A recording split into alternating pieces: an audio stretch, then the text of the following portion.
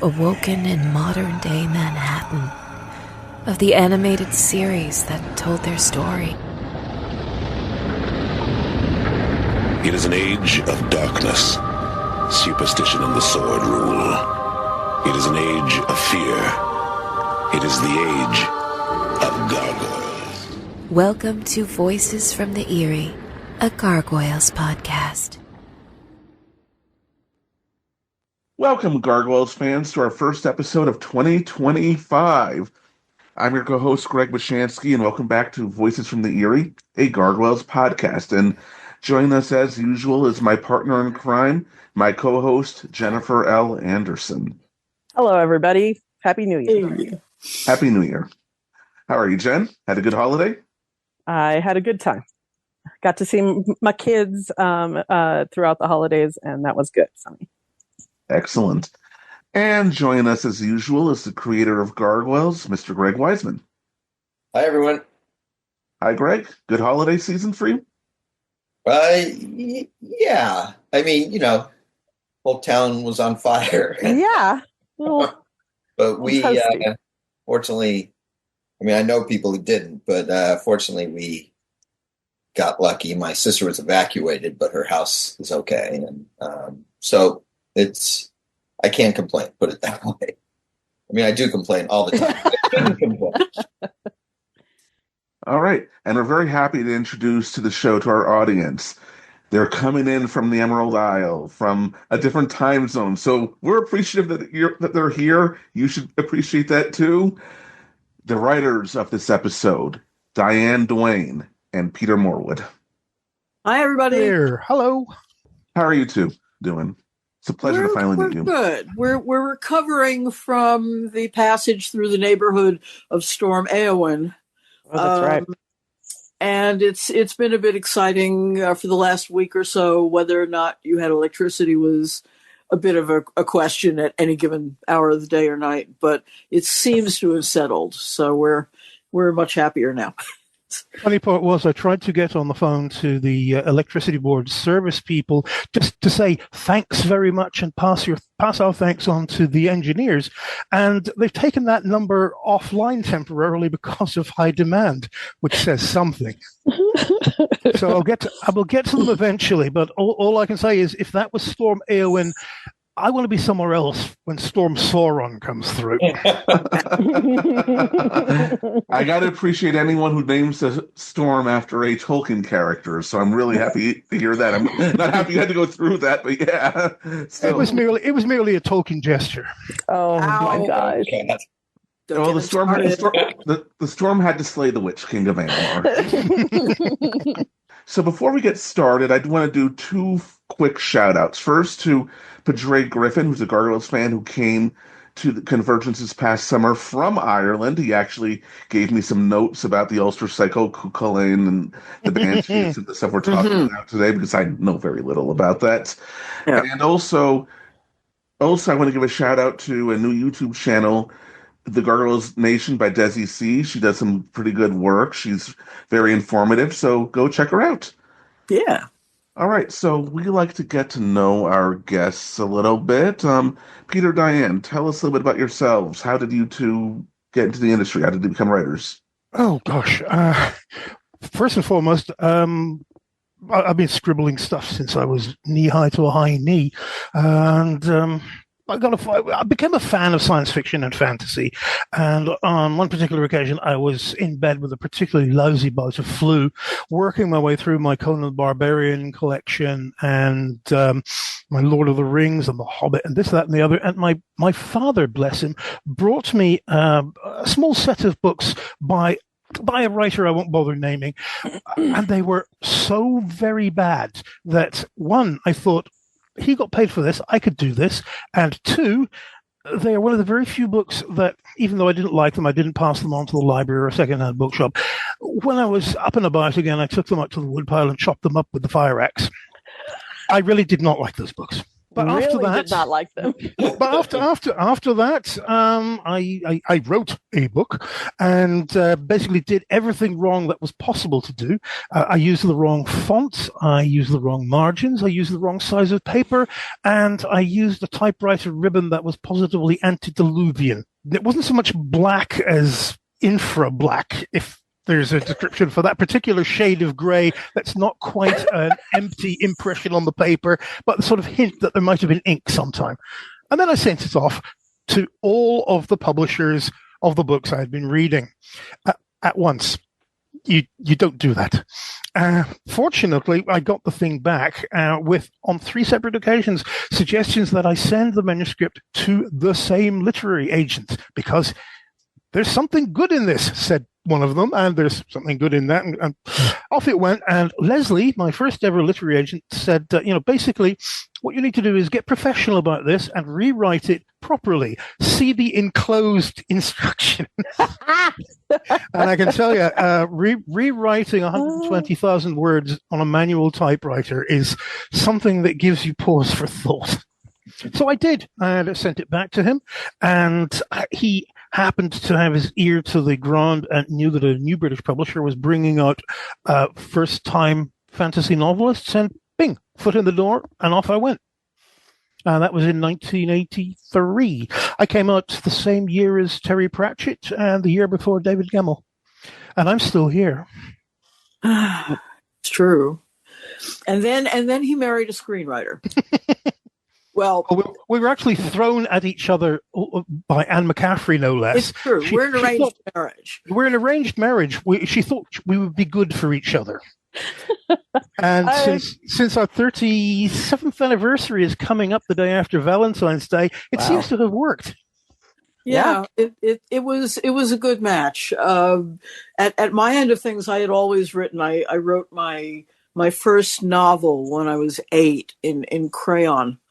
And the habit sinks in deep. It's hard to stop. Then Star Trek came along, and I immediately began writing fanfic even before I knew such a thing existed. I didn't know it had a name, but I was writing it. And then I, moved along to Tolkien fanfic, and then got the idea for a slightly different universe, and I wrote that novel part of the time, the base work for that novel while I was in nursing school.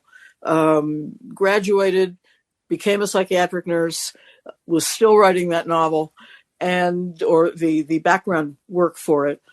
Then left nursing, became a PA, as it were, to David Gerald for a few years, and watched him writing novels. And I thought to myself, it hadn't occurred to me you could do this for money. Maybe I should look into that. And that was the point where my first book set in, grabbed me by the scruff of the neck, and refused to let me go for about 6 months until I'd written it. And it got published, and I haven't stopped since. One of David's friends, having read that book after it came out, turned up on his doorstep one day and said, I want to talk to your PA here. And he said, you want to write some cartoons? This was a gentleman named Tom Swale, who was then working for Hanna-Barbera as a story editor. And I said, well, sure, why not? Why wouldn't I want to do that? And so shortly thereafter, I found myself writing for Scooby and Scrappy-Doo. And in fact, they financed the writing of the first of the Young Wizards novels. So one way and another, screen work and novel work have been fairly closely interlinked for me since then. I'll write a book and then someone will come out of the woodwork and make me write another cartoon or a miniseries or some damn thing. And I kind of like it. The attraction of the unexpected. Love it. We're still working on having a honeymoon, though, because we got married. Seriously, we got married in the US. Diane was closing out another cartoon series called Dinosaurs, which she was story editing at the time, and simultaneously writing her third Star Trek novel. Yeah. And timing, budgetary requirements, and so on and so forth caused an enormous tangle. So the day after we did our first, the paperwork wedding in California, I had a phone call from my new literary agent. We gave each other literary agencies as wedding presents. Getting the ribbon on was a real pest. But Don phoned up and said, "Are you working on anything at the minute?" And I said, "No." You do know that Diane is up to her armpits in problems with the Star Trek novel, The Romulan Way? You see, it was mentioned more than once. Do you think you could possibly help your wife, Mr. Writer, sir? That was when the next day we went up down on Ventura Boulevard, renting a PC, and me getting thrown into the computer and by the scruff, because as I say, I'd only ever worked on a typewriter before then. I said, "Here, look, it's WordStar. You're going to love this." WordStar, yes. WordStar, Yes. And it was hammered into me that every time you pause for breath, you save. Yeah. Yes. And I've been doing that ever since as well. So there we go. And so the Romulan Way, that was the late 80s. That's right. Yeah, 1987. Yeah.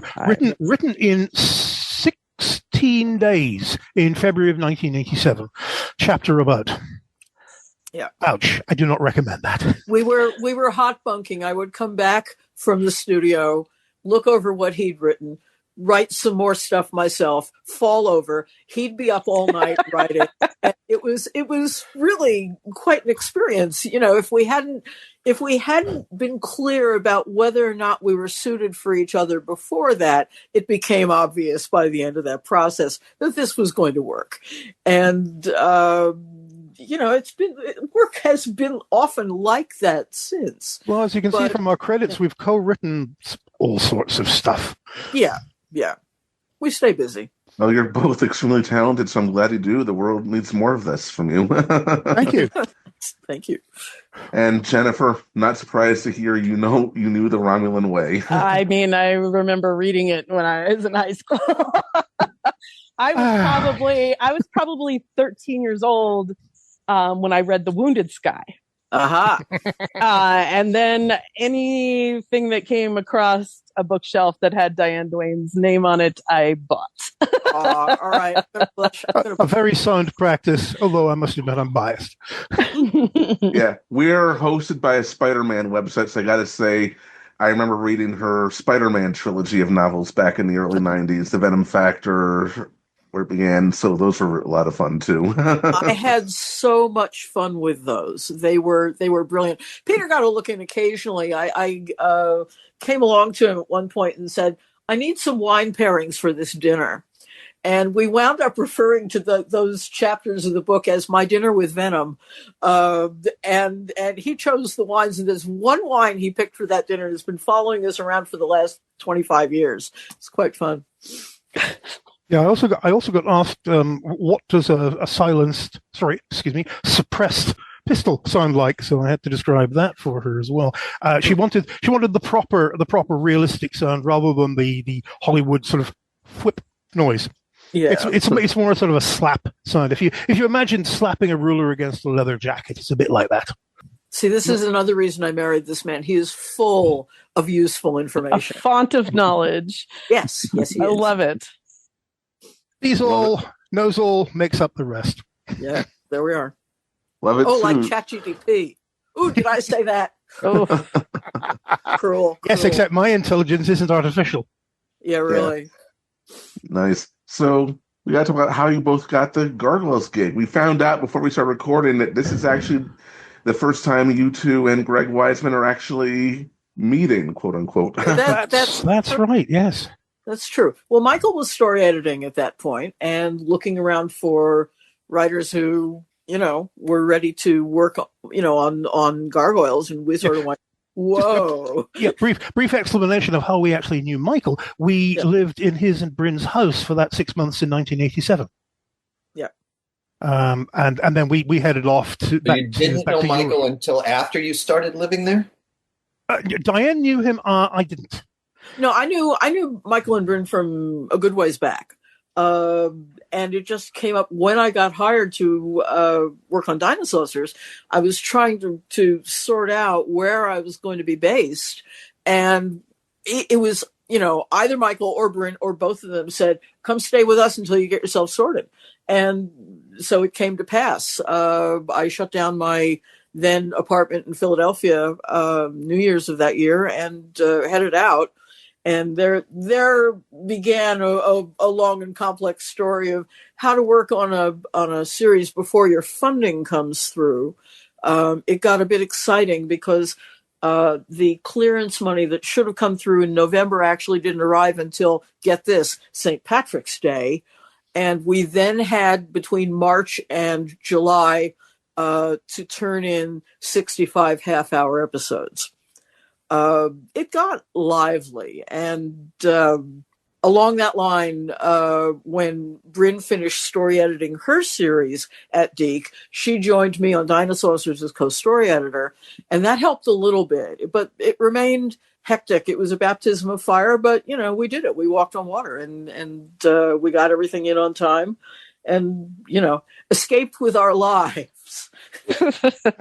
And then she proceeded to add an Irishman to the equation, who was regarded, I think, by a lot of people as not really Irish, because as you can hear, I don't sound Irish unless I put it on, because school, Air Force, civil service did things to my accent. And in any case, my original birth accent is Northern Irish, which is also nothing like what, for instance, Colm Meaney from North Dublin sounds like. And I was once told by someone to my face, "You're doing Irish wrong." Well, I wished I had my passport on me at the time, because I would have said, "Yes, I am." But you get this stuff. I mean, the joke title or referent for it around here is the stage Irish accent, which Peter refers to as Bedad and Bejesus in Old Phoenix Park, and it's nothing like the way people here speak. Nothing. And you say one of us, Irish accent, we're likely to say, which one of the 30 or 40 of them are you talking about? Oh, goodness, yes. My mother and father were born in a town and a village 8 miles separate, and they both had distinctly different accents. Yeah. In fact, if it comes to that, Colm from North Dublin has a completely different accent to South Dublin, and he's got a different accent to various other parts of North Dublin as well. The island is like that. It's full of little subtle changes of how people sound. Yeah. Oh, I get that. Everyone thinks because I'm a New Yorker, I should sound like, "Hey, I'm walking here," but I've never actually heard that. Really. Yeah, Jen knows. Greg, do you remember? I know you didn't work with them directly. Do you remember them coming on to do Hound of Ulster? Oh yeah. I mean, I did work directly with both Michael and Bryn. This was one of Michael's,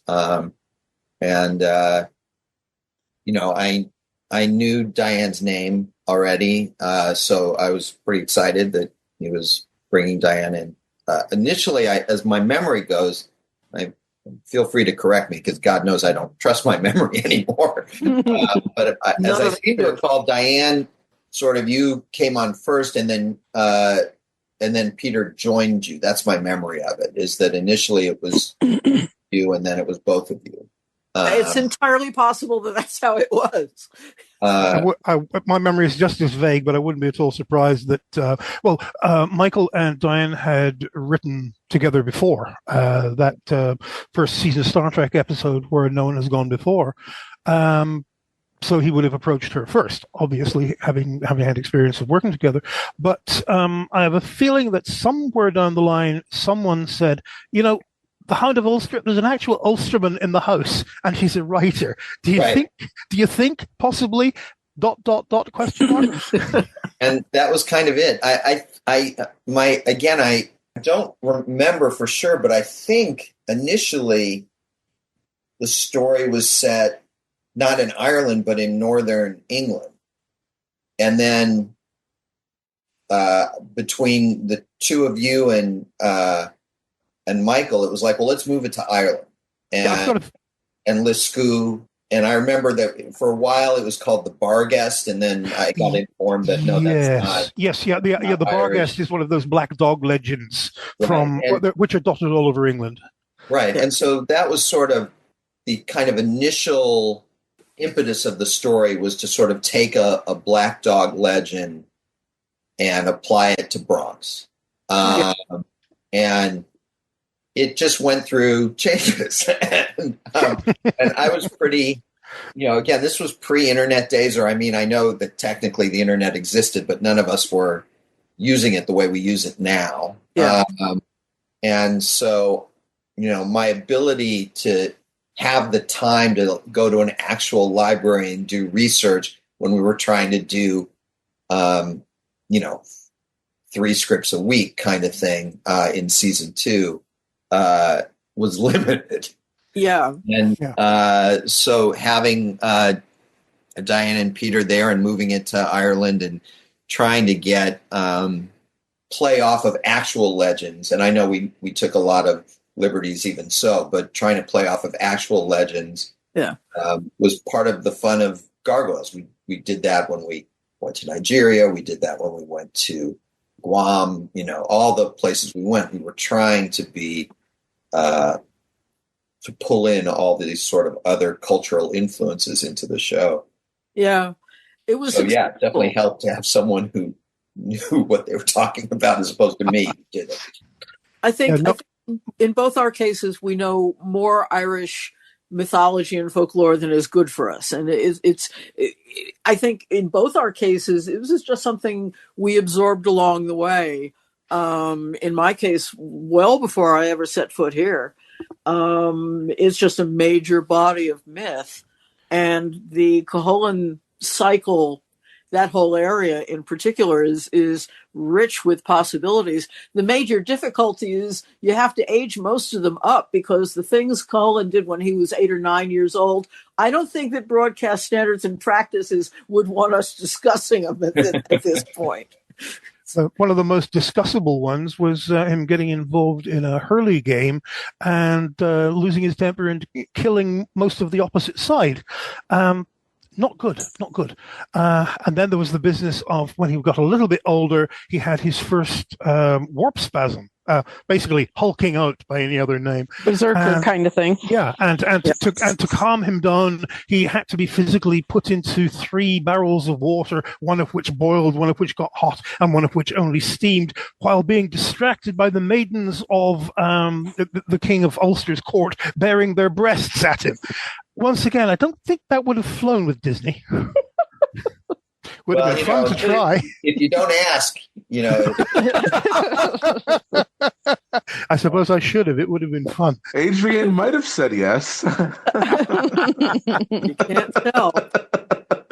But the thing about Irish myths and legends for me, of course, born in Northern Ireland, obviously not done here, but the school library was full of folk tales, legends. I mean, I've got a book on the shelf right now, Irish Sagas and Folk Tales by Eilean O'Phelan. And the one we had was the hardback Oxford University Press book, which came out in the 1950s. And there's a whole series of these from all over the world, but obviously we had the Irish one. We also had the Scottish one. And this was aimed at primary school children. I don't know grades, but 8-year-olds, 7-year-olds, 8-year-olds were reading about this. Now, obviously enough, the Cuchulainn saga was very much aged down for the readership, but it was still quite startlingly violent. I loved it. I want to read more about it now. I mean, I've done a little bit of research, not as much as I would like, but I would like to. But some of the notes that I was given is, and I wanted to begin by saying I actually really love this episode. I think the characters of Rory and Molly have a lot of star power. We'll delve into that more later. But I also understand there were plenty of things that for standard practices you couldn't do, like the mythological spear Gaebolga was made from the bones of a dead sea monster. It had to be made ready in steam and then cast from the toes. And then once it struck its target, it would sprout 30 barbs, making it necessary to cut away most of the victim's flesh to retrieve it. And I don't know if that would have gone over after striking Crom Cruach in this episode, but Yeah, the Irish love overkill on their weapons. There's no question of that. There are some swords that behave nearly as badly. Peter's the weapons expert. Spears that have to be, rather like Cuchulainn, have to be kept in vats of ice water because they are spears or they are swords which want to do what they've been made to do, which is kill people. Except they need controlled, otherwise they'll just go and do it. And this is bad. It's not diplomatic. I think diplomacy is the word. It must be nice to for. be able to blame it on the sword, though. Like, yes, wasn't me. It went off while I was cleaning it. Yeah. People don't kill people; swords kill people, right? Yeah. Well, the legends of Hungary swords are all over the place. It's just that sort of situation where if you make a single function weapon. Think about this: axes are weapons, but they're also tools. Spears can be used for hunting as well as fighting. Bows can be used for hunting as well as fighting. Swords are made for only one purpose, and that's killing people. And if a sword is made very, very, very well, then it'll want to fulfill its function. There are legends like that in Japan as well. Muramasa swords, I believe, are supposed to be death seekers. And given the pugnacity of Irish mythology, it's hardly surprising that there are lots of weapons like this. And some more notes we have also. Now, banshees have never been directly associated with Coo in any myth, though the Morrigan from the Ulster cycle has a lot of conceptual overlap with the Gargoyles version of Banshee. She was also an ancient Irish death goddess with something of a love-hate relationship with Coo, and also technically the Gaelic Banshee means furry woman, so could theoretically apply to any female she. Mm-hmm. Yeah, it's true. Ban is the prefix, woman or female. Until a few years ago, the name for a female police officer in Ireland was Bangarda, woman policeman, basically. No, they're just Garda. One thing we did say in the episode is Goliath says, "Oh, the she were not." So it's like, this is not necessarily all the banshee that we're seeing. You get a sense that there's a group of them that this is one of. So this one may not be the exact. There was an association of certain old established families had banshee associated with them, that when the head of the house was dying, the banshee would be heard for that particular clan or family. And we pinched that, and we did the association with Cuchulainn, even though there was no mythological association. As Greg mentioned there, the association was more with the Morrigan, who again had a very much a questionable relationship with Cuchulainn. Hated him, loved him, wanted to see him dead, wanted to see him in her bed. Complex. Sounds like the character in this episode. Yeah, exactly. Aged done properly, of course. Of course. I thought that Molly and Rory had a lot of chemistry with each other, and so much so that we talked a little bit about spinning them off. And after she gets punished in The Gathering Part 1, that Oberon might sort of decide that she needs to learn humility by sort of linking her back with Rory as Molly, so that they had to work together. And that could have been fun. That would have been interesting. Reducing her to a mortal or something similar. Was that one of the ideas?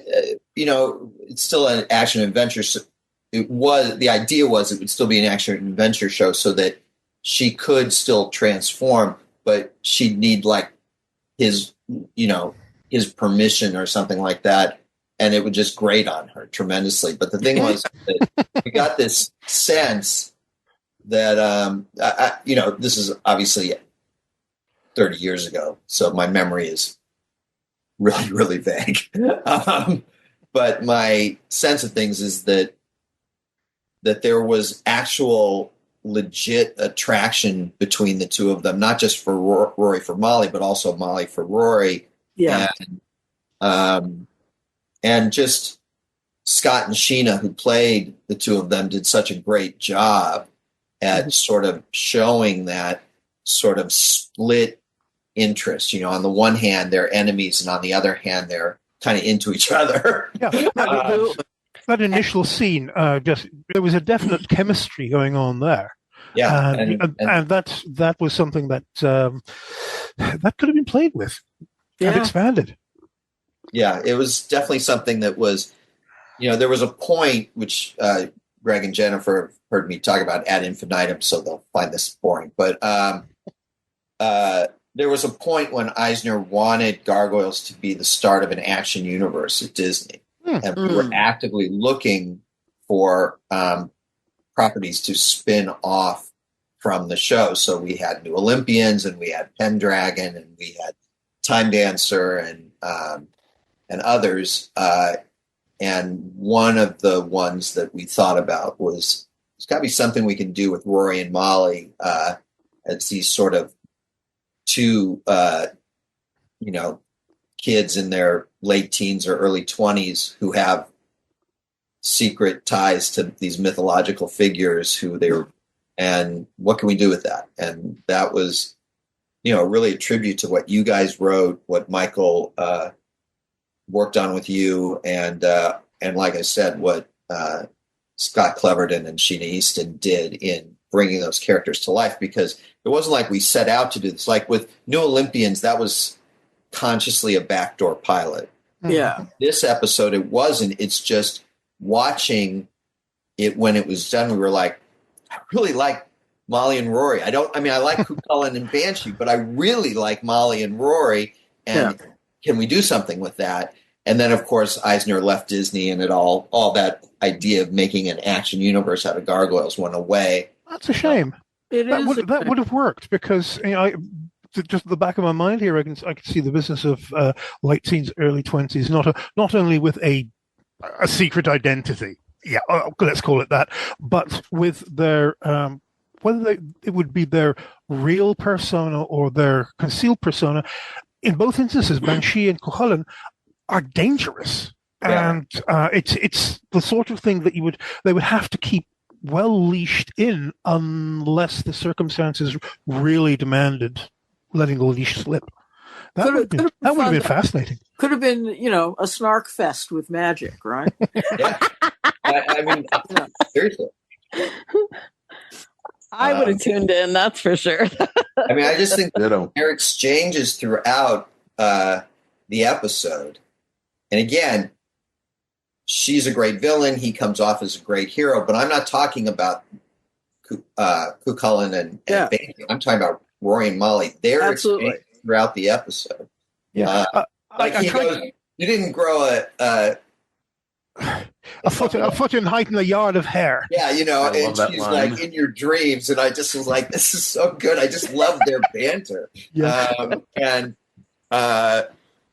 And again, you guys wrote that, and Scott and Sheena played it, and it just it was so much fun. And it flew. Yeah. It absolutely flew. I mean, this is the fun part, which we've talked to other American friends about, that the more people over here like each other, the more snarky they are at each other. It's true. Right up to straightforward, obscene insults that make Americans go. Jennifer would know nothing about that kind of thing. I would you guys. But you know, the sharp-edged banter that goes on, which sounds like it's winding up to a fight, and they're actually pulling the legs of your best friends. Don't pull them off, but just enough. I recall in particular seeing a comment from somebody out in the fandom that they were not sure how accurate the slang was, and they were talking about Rory saying with great affection to Bronx, "Ugly as the back of a bus you are." I loved that. And that's absolutely something you would hear on the streets of Dublin, no question. You know, the art of the Irish insult is highly developed, and you hear amazing things on the bus and in the restaurant, and just walking down the street. It's just a feast of the language to listen to the people around you. It's so great. Yeah, it's rich. I mean, the dialogue in this episode, I think, is a level above what we often got on the show, and I'm proud of what we did on the show in general. But it just feels like there's an authenticity to it and a specificity to it. Thank you.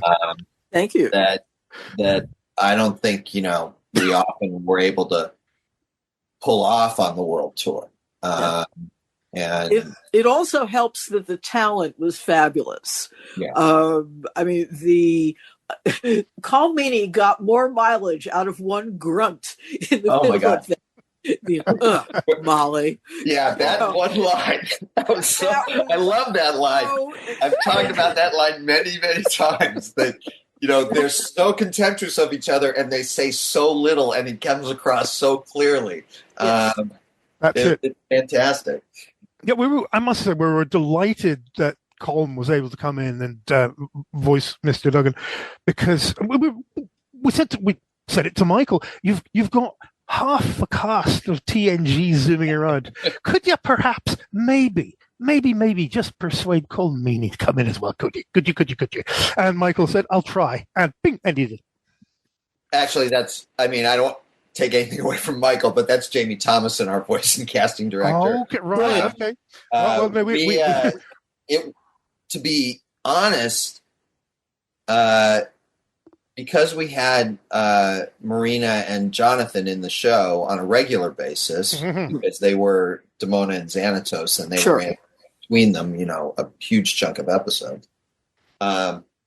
Word got out to Paramount, where they were still making those shows, DS9 and at the very end of Next Generation and the very beginning of Voyager were all taking place during that time. Mm-hmm. And word sort of got out that, you go to Michael Dorn and you say, well, you don't have to spend 4 hours in makeup, wear whatever you want. You can come in, you don't even have to memorize your lines. You can have the script right in front of you. And it's a good gig, and it's fun, and the scripts are good. And so we really didn't have a lot of trouble, with the lone exception of Patrick Stewart, which wasn't even Patrick's fault. It was his agent asked for a level of monetary compensation that we could afford. But for everybody else, including Nichelle Nichols and eventually, I'm blanking out, Janeway. Kate Mulgrew. Kate Mulgrew, and Avery Brooks and LeVar and Brent Spiner and all. They all came in and they all had a good time, so they all kept telling the rest of the people. That's great. Absolutely. Yeah, we've heard you should do it. We've heard of shows that they work by word of mouth of the cast, especially if it's a voice gig, because once again, as you said yourself, there's no 4 hours in the makeup chair. Come in dressed as you like. Yeah. Put on your comfy pants and show up. Oh yeah. Yes. Just bring your best voice. That's all we need of you. Yeah. Nice. Well, I've only got my second best voice. The first best voice is in the shop. Nice. So, wraps up, Jen. What do you think of this episode? What do you think of Rory and Molly? Because I personally thought they had a lot of star power. I would have definitely watched that spinoff. No, this was just a fun. First of all, Bronx is our main character here. So much of it, all the rest of it, Bronx is just kind of like the sidekick, but this was, his chance to be the big hero. And, it was a lot of fun, and it actually sent me to the encyclopedias to look up. This was one, I'm a huge mythology nerd, but this was one that I knew nothing about. So I jumped right into it because that's how I work. But it was a lot of fun. I definitely would have watched I'd watch a whole show of just them snarking at each other. That'd be great. I know they were so good. Don't you howl at me. Don't you howl at me. Well, don't you give me reason or you'll know. Okay, you mentioned Bronx. Since it's Bronx Big episode, and I know we are specifically me. If I don't bring this up, we'll probably get eviscerated in the comments. But from what I understand in the original myth, the Hound of Ulster is actually a title that Ku himself had earned. It wasn't a hound. So, Greg, what led to the decision to make that change? Well, again, But he became known as the Hound. The impetus of the episode was, let's do a Bronx story and let's tie it into legends of, the same kind of thing that Conan Doyle did with Hound of the Baskervilles. In other words, let's tie it into legends of these black dogs and what that might mean. And what if in our Gargoyles universe, what if the origin of those black dog myths were actually gargoyle beasts, not big black dogs, but gargoyle beasts were the origin of that. So that's where it started, and it evolved partially outside of my purview. I mean, in other words, so it's really almost a question for Peter and Diane, and unfortunately, Michael's not here anymore to help answer it. But it evolved. And one of the things that I kept saying is, all that's great. I love all that, but it still needs to be a story that gives us some focus on Bronx. That's where we started. We still need to do that. I, again, was probably too ignorant to know just how many liberties we were taking. After the fact, I started to learn about this mythology, and I've sort of, in my head at least, figured out a way to talk through where this idea came from to retroactively make more sense than it does. But no, and it makes perfect sense that when you realize that you can rationalize the confusion between the title Hound of Ulster as applied to Cuchulainn and here is this charming character who just happens to look like a really weird, ugly hound. God love him. Let's just make it work. It's doable.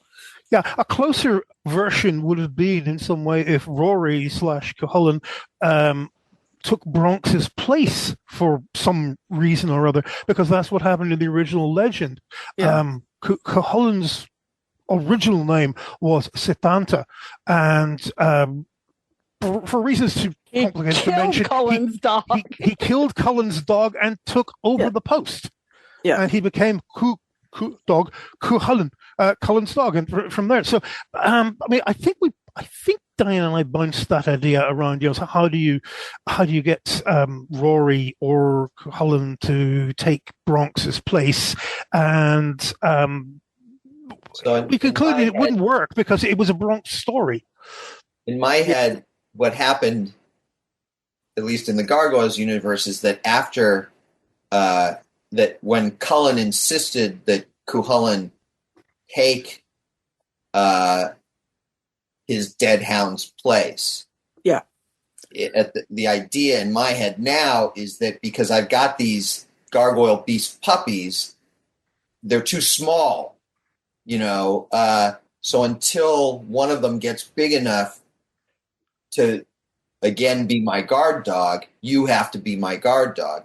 And so my idea is that for this period of time, Cuchulainn is the guard dog, but he's also raising this gargoyle beast pup to eventued take his place, and they wind up becoming, in essence, a team.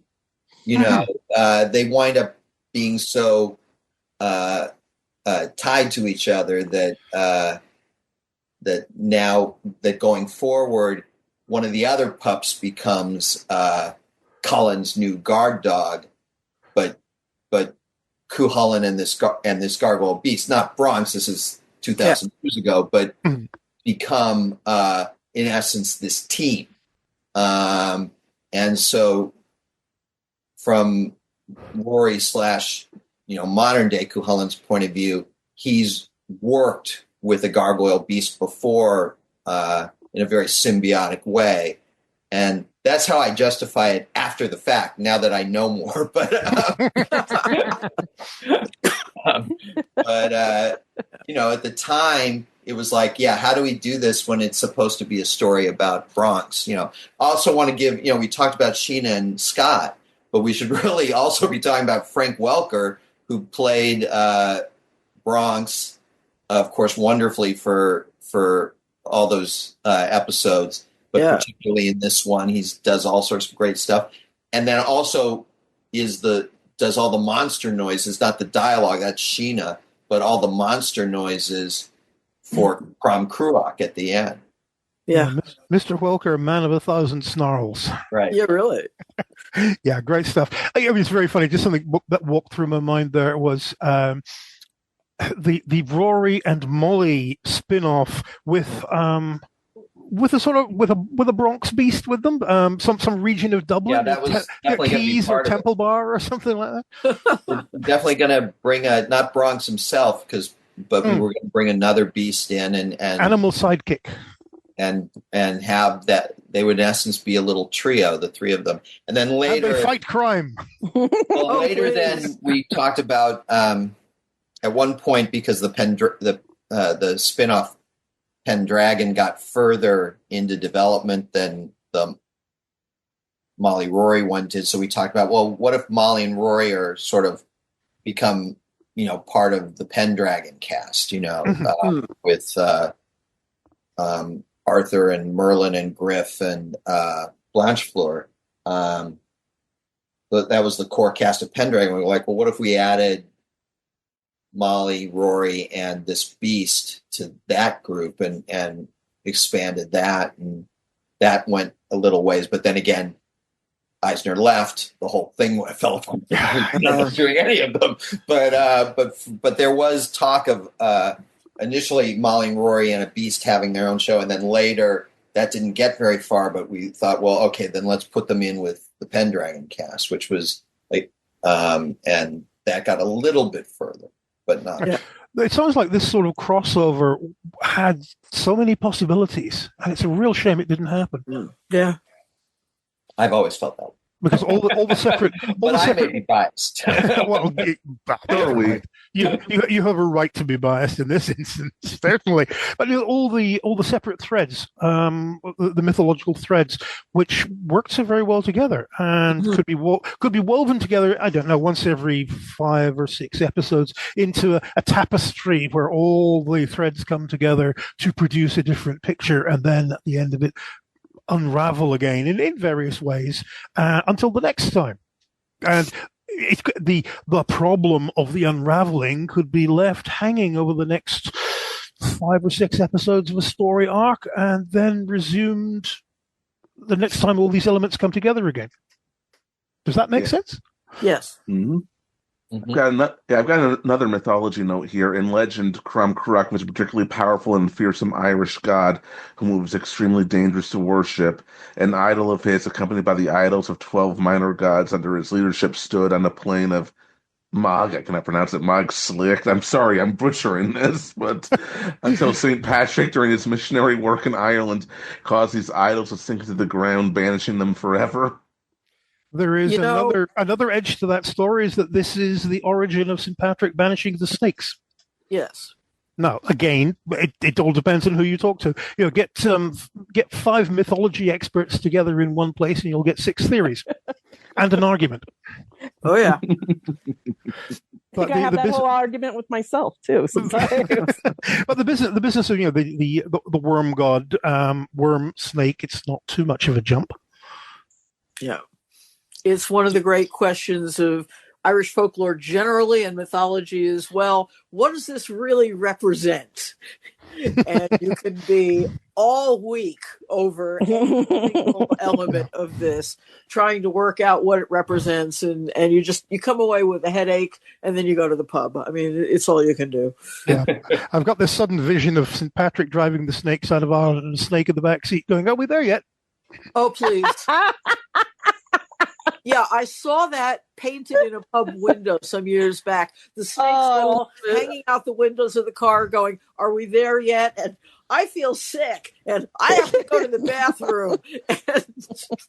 And Patrick is just driving the car and looking very, very grim. Especially for this episode, if we didn't talk about Carl Johnson and the sound. Especially for this episode, if we didn't talk about Carl Johnson and the sound design for this episode. Yeah, that also starred here. Jen, what do you think of the sound design in this episode? The sound, the effects for the Banshee and having Sheena Easton as the bass for that was fantastic. Yeah, we tried to get it nominated for an Emmy, didn't get it, but we thought the sound work on this episode was just stellar. And again, we had Jamie Thomason directing Sheena, and then Carl's music, Mark Perlman editing that music, Pekka Thomas then enhancing all that with various effects, and then the gang and Advantage Audio mixing it into something that I think was, for the time at least, truly unique. I don't think we'd ever heard anything like that that was that rich and that layered and that on a kid's show before. Maybe it's really extraordinary. I remember when we were reviewing it the other night, I turned around to Peter and I said, how the hell are they doing this? And I said to him also when we were talking about it after, I said, these guys were really blessed in their composers. Because this is just better music than you expect, quite frankly, from quote unquote a kid's show. This is really high quality stuff.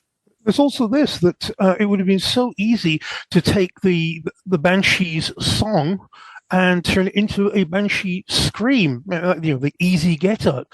But this actually maintained, I was going to say humanity, but not quite the right word, but personality, I think is how you could put it, rather than just a sound effect. Yeah. A song effect, perhaps. A song. I would love to hear Sheena's take. Golly, yes. Without the effects. Yeah, I don't know where you'd... That would be amazing. But yeah, there's probably some archive somewhere that has her raw take on it. Sheena was always fantastic. I mean, we first used Sheena in the Scottish Avalon Part 1. Yeah, Avalon Part 1, and she was great in that and really knocked us out. And so we did this, and we're like, well, okay, we'll bring Sheena back. And then we liked her so much, we brought her back for Hunter's Moon. And then she was going to be the lead in Bad Guys as the hunter. And that one we actually developed, did a whole animatic presentation of that spinoff. But then again, everything fell apart. But yeah, Sheena's talent knocked us out. And she was living at the time, I don't know if she still is, I haven't seen her in 25 years, but at the time she was still living in Las Vegas doing shows 6 nights a week. And she would drive in because this is, so 2.5 hours. We didn't really, couldn't afford to whatever the equivalent of Zoom was on a regular basis, and so Sheena would drive in, do the recording, and then drive back to Las Vegas and do a show that night. The hell of a commute. Yeah. It was, but she was fantastic and so much fun and great to have in the booth and incredibly just easygoing and game to try anything, including this, A lot of times I've found, without naming names, that, if you get someone who's famous for singing and you ask them to sing, they get very, no, I'm here to act. I'm not here to sing. And you didn't pay for singing. Right. But she just was totally game and did it and that kind of thing. It's Very cool. Yeah, Absolutely. Yeah, no, but between the soundtrack, her effects, her singing, and then the effects on top of it, it was just a feast for your ears. This whole episode. Definitely. And for the eyes, this episode is stunning. The animation in this episode is terrific. yeah. One thing that pleased me enormously was to see the end results of a half dozen little sketches I sent. I think it went to Michael originally. A little drawing of an Irish country town and what road signs look like, and what standing stones with Celtic spiral carvings and that's the horizontal scratch lettering looked like. And I think I still have those floating around somewhere, but trying to find sheets of paper in a house full of writers, unless they've been carefully filed, forget it. Filing. Filing is when you drop it on the floor so it can't fall off the counter.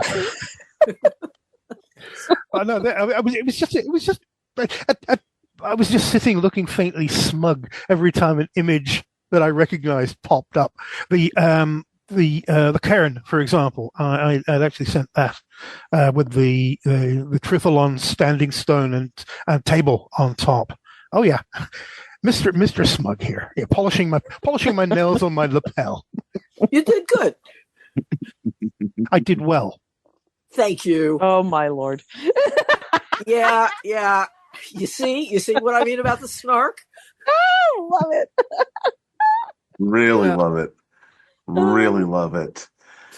I mean, like I said, it's a fun episode. I really enjoy these characters. Although, and Greg, I'm going to point at you on this one. I cannot help but notice some similarities to Marvel's Thor with Rory and Cuchulainn in this, or Cuchulainn.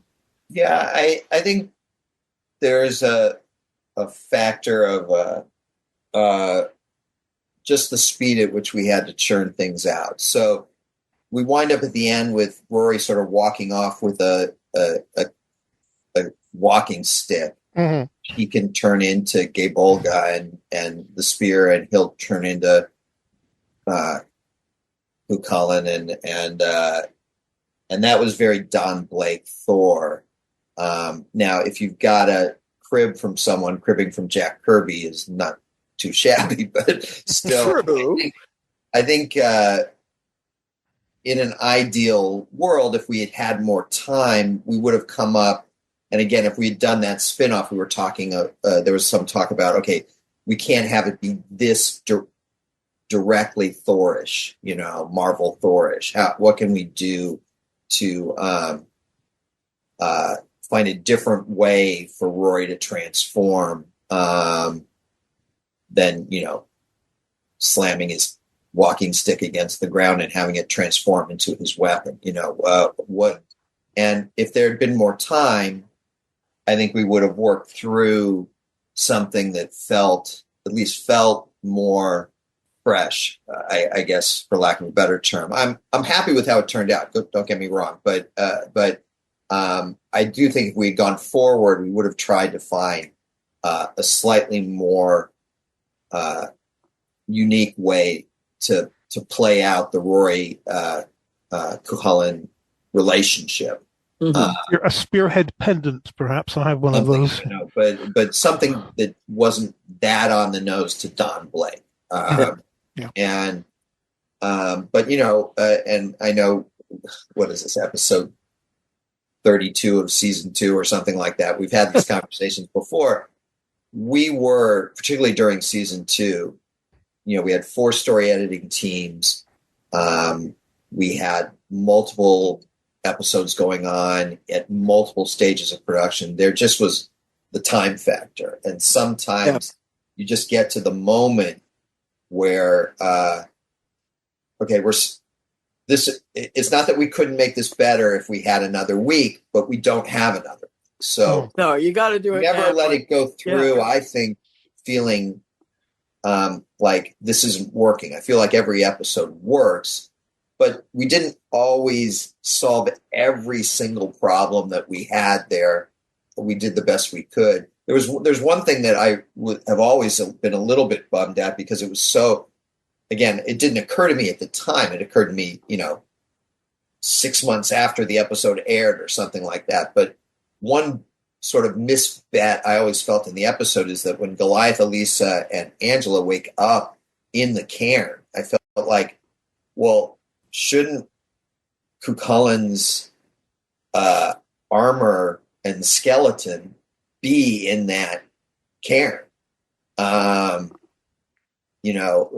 the actual armor, not the magical stuff that appears around Rory and transforms him into the reincarnation of Cuchulain, but the actual corpse.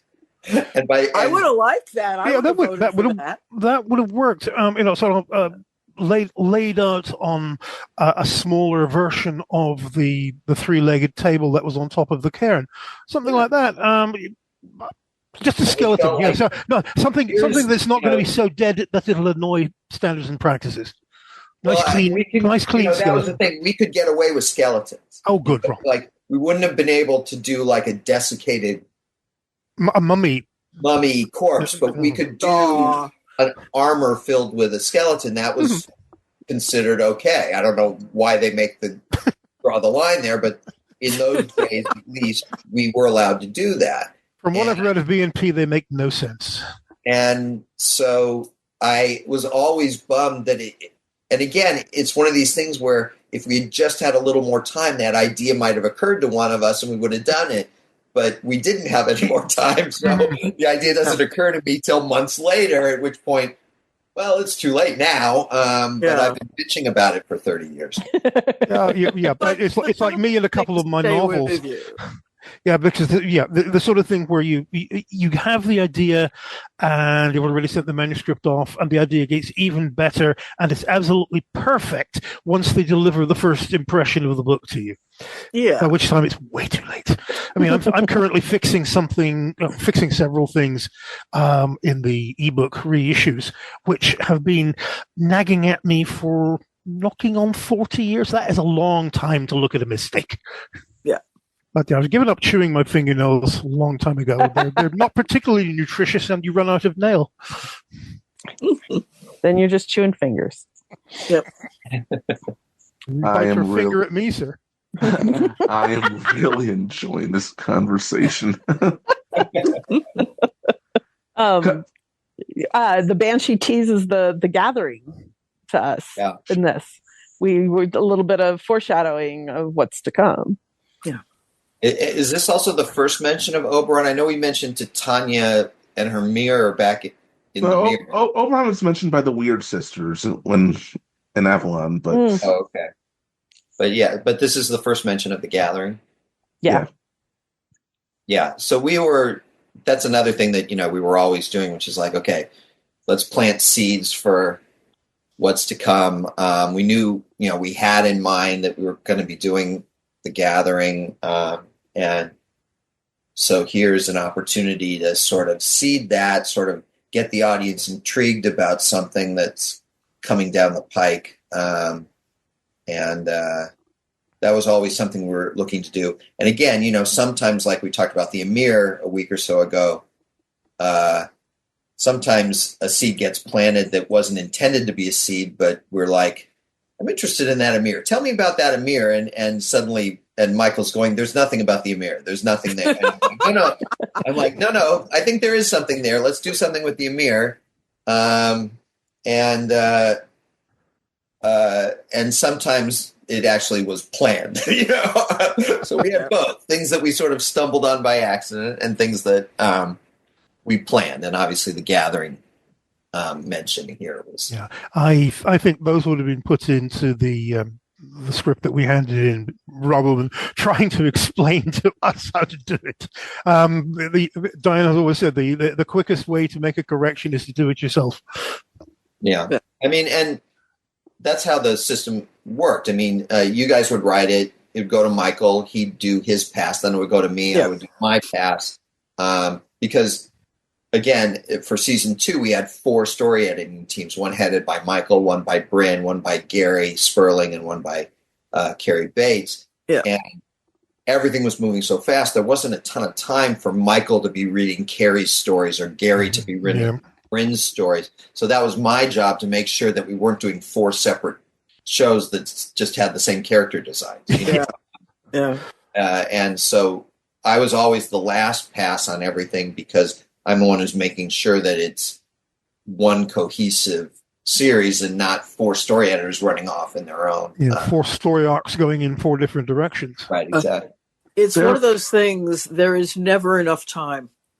When you're sitting in the chair and you're trying to put it all together, there's just not enough time. Even back in the Dinosaurs thing, when Bryn and I were, we had time enough to read all of each other's scripts that we were working on, but did either of us ever have time to, make sure that all the notes that we had floating around in our heads actually made it onto the paper and got dealt with? No. No. And it was painful sometimes. Things had to go to production that weren't quite ready yet. And, you live with it after a while, but you don't like it. Yeah, sooner or later, good enough has to trump perfection. Yeah. Especially if the clock's ticking. Yep. There's a couple of interesting dialogue moments, and one of these I use dialogue in quotations. Koo has this very interesting battle cry when he's fighting the Banshee. And that was Scott Cleverton. That was all Scott. Literally, he shouted that out, and Jamie and I are in the control room. We're like, what the heck was that? And Scott's like, that's authentic. And we're like, just, okay, we're trusting you on this. We have no idea. But that was literally, that battle cry came from Scott, and he just convinced us that it was authentic. And I don't know if it was. That is amazing. It worked for me. It was. I'm not even sure whether it was Irish. It may have been Scots Gaelic. Scots Gaelic, maybe. Yeah, but remember, the two are not that dissimilar. And if you've got an angry Celt coming at you, you aren't going to pause and consult your Berlitz phrase book to find out what he's just saying. You're going to be far more interested in what he's going to hit you with. Well, the thing is that since we had no idea, we had to say, so we understand that it's a battle cry, but it's not like, you're not saying like fuck or anything like that. More like mine's a double, hold the ice. So he's like, no, it's perfect. And we're like, no, okay. But that I do remember, because I remember him just shouting it out. Because I think the script just sort of said battle, just literally said in brackets, battle cry. So that we were expecting something like, just that kind of roar. A formless shout. Yes. And instead we got that, and I remember Jamie and I going, what the hell was that? That's something I do have a very clear memory of. I'd love to see it written down. That's right. That's exactly what you want. And you're just like, okay. Yeah. I'd love to see it written down, because I'm betting it's not spelt the way it sounds. None of it's in Gaelic. Celtic Battle Walla. Well, you have to call these things something. But what's great is when the talent grab something and make more of it than you ever imagined. That's true. That's why they're called talent. Yes. And this show has that in just oozing and on every level. The delight about watching Gargoyles is the way things spark off each other. Greg would know far more than I how much of it is scripted and how much is the occasional magical ad lib. Now, the battle cry, for example, is one example, but I'm fairly sure that a lot of the voice talent, after having gone through their script, would have suggestions of, my character would say it like this, and what do you think of that, and so on and so forth. A lot of people stretch beyond what's printed on the page, and good for them. Yeah, I mean, just as an example, Keith David became kind of, particularly after I left the show in season 3, Keith became kind of the guardian of Goliath's dialogue, where he'd be like, Goliath would never say it that way. Yeah. Yes, that sort of approach, indeed. And, he's very protective of that character, which has always made me very, very happy. And I think that was true for a lot of our cast. Certainly Bridget with Angela, with Damona, and Tom with Lex. They all became very protective of their characters, and we had some people who were more improv type than others. Jim Cummings is the kind of guy who'd come in and give us the line that was on the page, and then 4 other examples. And sometimes we would say, oh, we need this line on the page because it pays off later. But sometimes we'd go, that's funnier. Let's go with that or that. And this example from Scott, which, we couldn't have imagined walking in that day. We were always open to our cast trying things. And sometimes we'd still end up going, no, in this case, we need it as written. But, I was always happy to hear them. Yeah. Well, after playing the same characters for so many episodes, I would imagine they would come in, go into the recording booth and put on the invisible coat of the character and take it from there. There's some great Elisa dialogue in here that again, to me, because Elisa's voice initially, it was Michael who really found that voice back in season 1. And there's some great evocative Elisa lines here throughout that from you guys, from Michael, I assume as well. Because she and Sally's another one who just really, Elisa became very important to her, and she became, just had her way of reading those lines that was very unique, and she wasn't one who improv'd a lot, I'd say, but she always did a twist on the way she read them that felt like, it wasn't what I was thinking of, but that's more Elisa than what I was thinking of. The more personalized approach. Yeah. And, we had across the board, certainly with our regulars, but also with our guest cast like Coleman and Sheena and Scott, just always had just the most incredible, stellar cast. And again, a lot of credit for that goes to Jamie Thomas, and just don't tell him I said that. We're going to text him. No. We're going to text him.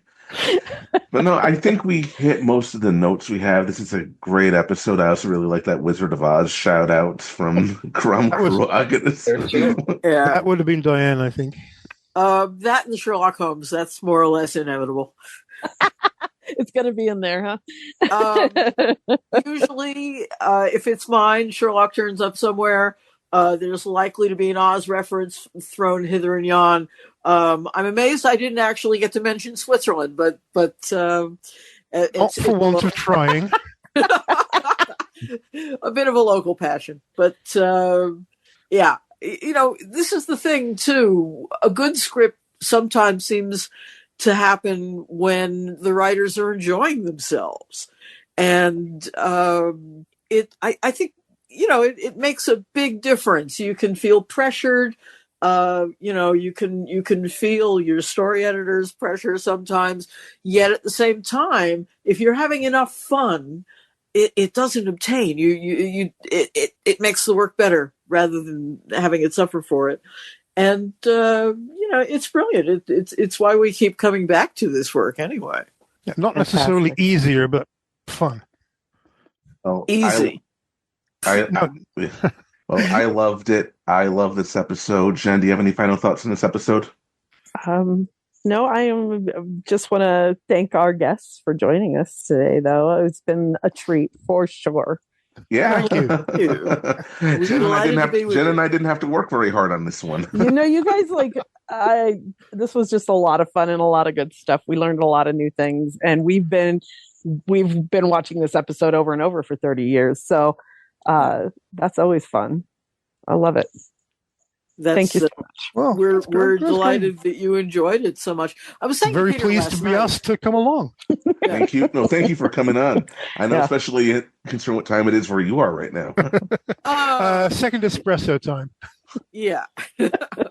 With 2 sugars. Oh, I will throw a thing at you, by the way.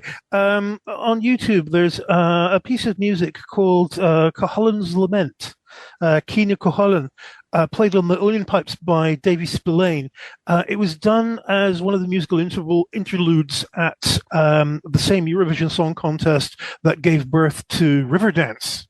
Oh my God! I recommend you listen to this. It is a spectacular little piece of music, only about 3.5 minutes long. Davy Spillane, Cuchullin's Lament. Yeah. All right, I've written it down. Excellent. I'm going to go looking for that as soon as we're done here. But no, this was a great episode. And again, I want to thank you both for coming on. And Greg, as always, thank you for everything you do. This is going to go up probably in late February, our first show of 2025. Does anyone have anything they want to promote? Can I be a sergeant next time? Yes. Not that kind of promotion, dude. Yeah. He only wants to promote himself. Oh, that would have been Brigadier General then. If the major thing going on in the household right now, as usual, is our ebook site at ebooks.direct. We're in the process of getting some of Peter's ebooks released from a different publisher so that we can bring them online, but most of my stuff is there. Not the licensed material, alas, no Trek, no Marvel or DC, which makes me sad, but there you go. Bunch of other books. They're all there. Buy them from the author and save. That promotion. No need to involve large South American rivers in any of this. No. Nice. Love it. And Greg, anything you want to promote? I'm trying to look. Well, when Free Comic Book Days in May, right? So we're ways away from that. Promote it anyway. Okay, so in May, I guess May 3rd is Free Comic Book Day, and one of the books that's going out for free is Demona number 0. So we've got a mini-series coming up called Demona Better Angels, written by me, penciled in ink by Frank Parr, who was my producing partner on the show back in the day, and colored by Robbie Bavard, who colored a bunch of the issues for the SLG run. And it is a sort of prologue to the Demona 5-issue miniseries that the three of us are doing, edited by Nate Cosby, of course. But that's not till May. So sooner than that, in early February, the Spectacular Spider-Man issue 12 is dropping, and then 13 will drop in early March, and etc. Sort of one a month because it's a monthly book, so that's how it kind of works. So if, by now you should have all 5 issues of Gargoyles Quest. You should have the Gargoyles Winter Special, which also features Bronx very prominently. And you should be looking ahead to Demona. And we also, if you like Spider-Man, and you like Miles' Spider-Man, and you like Peter's Spider-Man, then get the Spider-Man book, because they're both in it. And you should have the first 11 issues already. And issue 12 comes out at the beginning of February. Cool. Nice. Awesome. All right. Well, I want to again thank all our guests. Thank you for coming on. We really appreciate you. We appreciate your work. Jennifer and I have been fans of your work for a very long time. And I'll just sort of sit here right now. The first time I ever saw Diane's name on anything, it was 1986. It was a Transformers episode, Web World, that sort of poked fun at fraud psychiatry. Yes, that was so much fun. And I had just come off doing a My Little Pony immediately before that. Oh my gosh. To have the pleasure of doing a Transformers, and not least to get in touch with Len Wein and say, Len, you want to come over here and like destroy some robots or something? And he sort of went, yeah, why not? And God knows, I don't know for absolute sure, but I think that was the first animation he ever did. And he after that went on to become a great power on his own. And I just sort of, sat there and smiled. It's so great to work with cool people. Was that the My Little Pony episodes that you said that after you finished it, you wanted to go out and machine gun every horse you saw? Yes, that one. Thought so. Absolutely. I'd have held the ammo belts, frankly. The same production company was doing both of those, and they called me in, and I wound up doing something that it may sort of superficially resemble the Ransom of Red Chief. And that was fun, but after a while, the ponies, right? They get me the machine gun. And at the same time, I love it now. I look at it and I go, that was fun. That was the episode that was the episode that you talked about tooth rot as well, wasn't it? Yes. Or yeah, whatever. How sweet. Right. How beautifully sweet. Yes, enough. All right.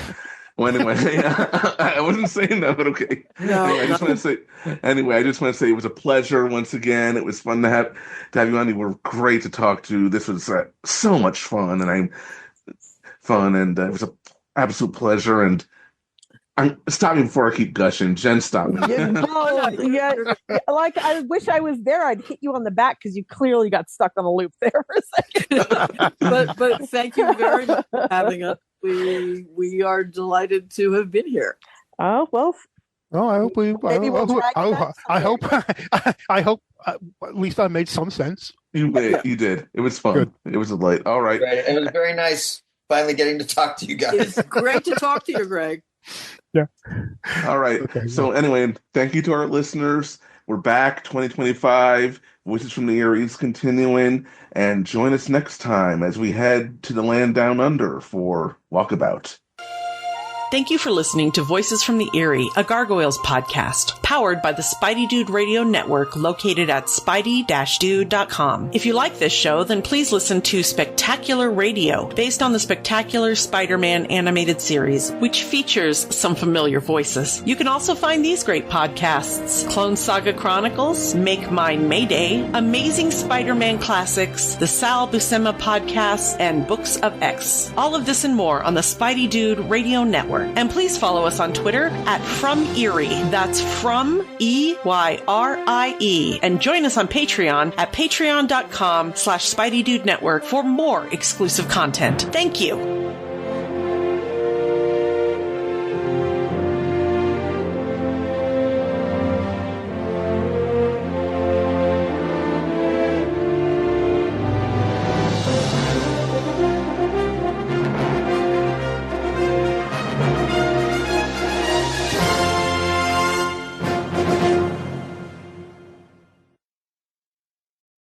Hello, Mr. Dugan.